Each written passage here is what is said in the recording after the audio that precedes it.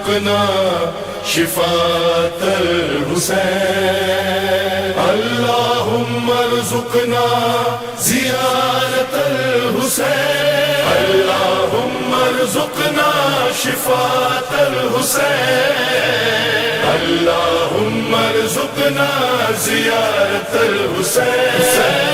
کسی راوی سے کامل الزیارات میں موجود ہے، وسائل الشیعہ کتاب الحج میں روایت موجود ہے، امام جعفر صادق علیہ السلام اللہم صلی علی محمد و آل محمد، اس نے آگے خود سے بتایا کہ مولا میں نے جو ہے 19 حج کر لیے ہیں۔ کتنے؟ 19 حج کر لی۔ تو مولا نے کہا ایک اور کرو 20 ہو جائیں گے، تب جا کے حسین کی ایک زیارت کا ثواب ملے گا۔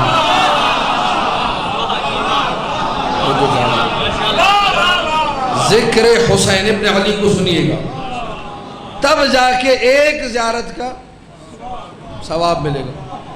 عجیب و غریب روایت ہے، واقعاً عقل انسانی کام کرنا چھوڑ دیتی کہ یہ کیا سلسلہ ہے، کتنی عطا عجیب و غریب ہے پروردگار متعال کی حسین ابن علی کی، عقل سمجھ نہیں پاتی۔ راوی آیا مولا کی خدمت میں، امام جعفر صادق علیہ السلام کی بارگاہ میں، اللہم صلی علی محمد و آل محمد۔ پوری توجہ سے سنیے گا اس روایت کو۔ امام حی، زندہ امام معصوم کی خدمت میں آیا، اور امام کیا کہہ رہے ہیں، لب و لہجہ دیکھیے، روایت دیکھیے، اور اپنے سر کو پکڑ کے بیٹھ جائے کہ میں چھوٹا ہوں، میرے ظرف میں کمی ہے، میرے اندر طہارت کی کمی ہے، میں کمزور ہوں، میں ان باتوں کو اتنی جلدی ہضم نہیں کر پاؤں گا۔ اس نے بھی ہضم نہیں کیا جس سے مولا نے کہا تھا، جو مولا کی نگاہوں کے سامنے تھا۔ مولا نے کہا کتنا اچھا ہوتا تم اس عمل سے، کس عمل سے؟ جعفر صادق کی زیارت، زندہ امام کی زیارت، اس سے زیادہ افضل عمل انجام دیتے۔ اس نے کہا مولا یہ جملہ میرے دل پہ بڑا گراں گزرا ہے، میں سمجھ نہیں پایا، میں ہضم نہیں کر پایا، آپ کیا کہہ رہے ہیں؟ آپ کا محب ہوں، آپ کا چاہنے والا ہوں، آپ امام مفترض الطاعہ ہیں، آپ کی زیارت کو آیا ہوں، اور آپ کہہ رہے ہیں اس سے زیادہ افضل عمل؟ کہاں؟ اگر میرے غریب جد حسین کی زیارت کو جاتا، سلام اللہ علیک یا ابا عبداللہ، وہ عمل زیادہ افضل تھا۔ علماء نے ہیڈنگ لگائی، زندہ امام سے زیادہ فضیلت والی زیارت قبر حسین ابن علی کی ہے۔ چھٹے مولا ہی کا واقعہ ہے، بیمار ہوئے مدینہ میں، ایک شخص کو بھیجا، پیسے دیے، رستے کا خرچہ دیا، کہا جاؤ کربلا جا کر میرے لیے دعا کرو۔ یہ سیرت امام نے نسخہ بتایا، بیمار لا علاج ہے، شفا نہیں مل رہی ہے، کسی کو کربلا بھیجو، وہ تمہاری نیابت میں زیارت کرے، تمہارے لیے وہاں دعا کرے۔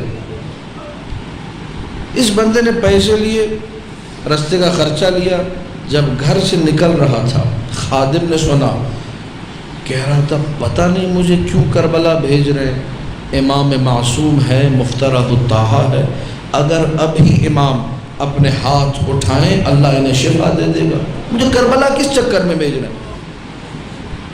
میں نے کہا نا عقل میں یہ چیزیں نہیں آتی ہیں، اس جملے کو ذہن میں رکھیے گا، اور عقل میں نہیں آتی، کوئی یہ نہ کہے کہ آپ عقل کی مخالفت کر رہے ہیں، عقل حجت باطنی ہے، اللہ نے اسے نور قرار دیا۔ میں نے پہلے کہہ دیا عقل میں نقصان آ گیا عدم طہارت کی وجہ سے، عقل کمزور پڑ گئی دنیا میں رہنے کی وجہ سے، دنیا میں غرق ہونے کی وجہ سے، لہذا بات عقل میں نہیں آئے گی آسانی سے جب تک عقل نور آل محمد سے پاکیزہ نہ ہو جائے۔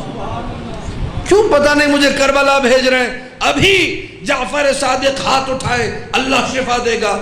ظاہر چلا گیا، نوکر نے آ کے بتایا مولا کو، خادم نے بتایا مولا آپ نے جسے پیسہ دیا، جسے زیارت کے لیے بھیجا، وہ تو یہ کہہ رہا تھا۔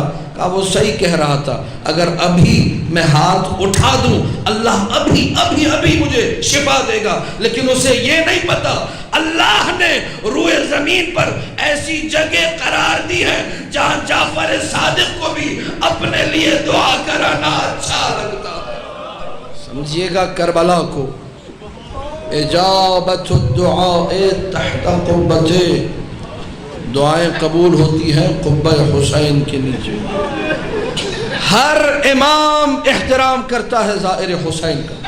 ابو ہاشم جعفری کو 10ویں مولا نے بھیجا زیارت کے لیے، وہ گیا، جب واپس آیا امام گھوڑے پر سوار تھے، جیسے ہی پتہ چلا ابو ہاشم جعفری کربلا سے واپس آیا، ظاہر حسین ہے، مولا گھوڑے سے نیچے اتر آئے، کہا میں ظاہر حسین کے احترام میں اتر آؤں، احترام ظاہر حسین۔ میں اب وہ کم ظرفی جس کا میں نے بار بار ذکر کیا، مجھے پتہ ہے بعض لوگوں کو جملہ برا لگا ہوگا، میرا اچھا جملہ، اچھی تعبیر نہیں ہے، لیکن میں اپنی بات کر رہا ہوں، ذاتی شخصی بات آپ پہ نہیں رکھے۔ میری کم ظرفی کیا ہے؟ امام ظاہر حسین کا، امام معصوم ظاہر حسین کا استقبال کرتے ہیں۔ میرے علاقے سے ظاہر جاتا ہے، میں استقبال نہیں کرتا، کہتا ہوں میرے سے ستارے نہیں ملتے، میرے سے معاملات خراب ہیں، میرے سے جھگڑا ہے، میں ظاہر حسین کا عنوان بھلا دیتا ہوں، اپنے جھگڑے کو آگے لے آتا ہوں۔ ہاں اب بولی یہ کم ظرفی ہے یا نہیں ہے؟ حسین ابن علی کی زیارت جو اتنی عظیم زیارت ہے کہ امام معصوم نے فرمایا من زار حسین ابن علی فی کربلا کان کمن زار اللہ فوق عرشہ، جس نے کربلا میں حسین کی زیارت کی وہ اس کی مانند ہے جس نے عرش پر اللہ کی زیارت کی۔ ہم لوگ جب مشی کرتے ہیں نجف سے کربلا، جب میں پہلی مرتبہ چلا 2009 میں، بہت سارے مصائب جو میں نے ممبر سے پڑھے تھے اور مجھے پتہ ہی نہیں تھا میں نے کیا پڑھا، جب پیدل چلا تو پتہ چلا۔ ہم لوگ جب مشی کرتے ہیں، پیدل چلتے ہیں، جگہ جگہ جدھر پیاس لگی رستے میں پانی منہ کے سامنے ہوتا ہے۔ جو لوگ پہنچ گئے وہ روئے ماتم کرے، وہ لوگ جدھر، جملہ سنیے گا، جدھر تھکاوٹ ہوئی، روڈ کے دائیں بھی روڈ کے بائیں بھی کرسیاں لگی ہوتی ہیں۔ اب جملہ سننا اور اس جملے پہ ماتم کرنا۔ مولا سجاد کا جملہ ہے کہ ہمیں رسیوں میں جکڑ کے لے جایا جا رہا تھا، کلما قصرنا عن المشی ضربونا، جب ہم چلتے چلتے تھک جاتے تھے جیسے ہی رکتے تھے کوئی کوڑا مارتا تھا، کوئی نیزے کیا نہیں چبھو۔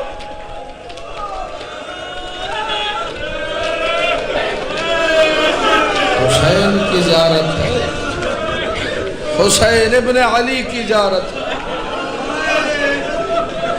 ایک یہ روایت سن لیجئے، پھر مصائب کے چند جملے سناؤں گا۔ ایک روایت سن لیجئے، حسین ابن علی کی زیارت ہم لوگ بڑی آسانی سے کر لیتے ہیں، چاروں طرف استقبال ہو رہا ہے، کون آ رہا ہے؟ حسین کا زائر آ رہا ہے۔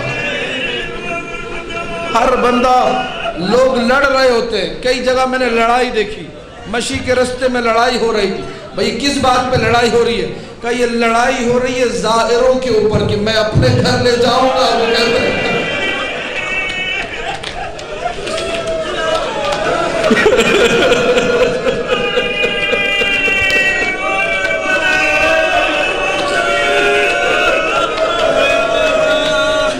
سمجھ میں آ رہی ہے آل محمد کی مظلومیت، سمجھ میں آ رہا ہے آل محمد کا درد۔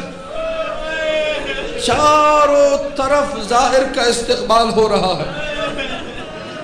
زیارت ان لوگوں نے کی تھی، جملے سنیے، مجھے اجازت دیجئے جملے عرض کروں۔ زیارت ان لوگوں نے کی تھی جو متوکل کے زمانے میں سالوں کا سفر پیدل کر کے زیارت ہوا تھا، مہینوں چلتے تھے، جب روضہ حسین کے سامنے پہنچتے تھے گر جاتے تھے، مولا اب ہم سے قدم نہیں اٹھ رہے۔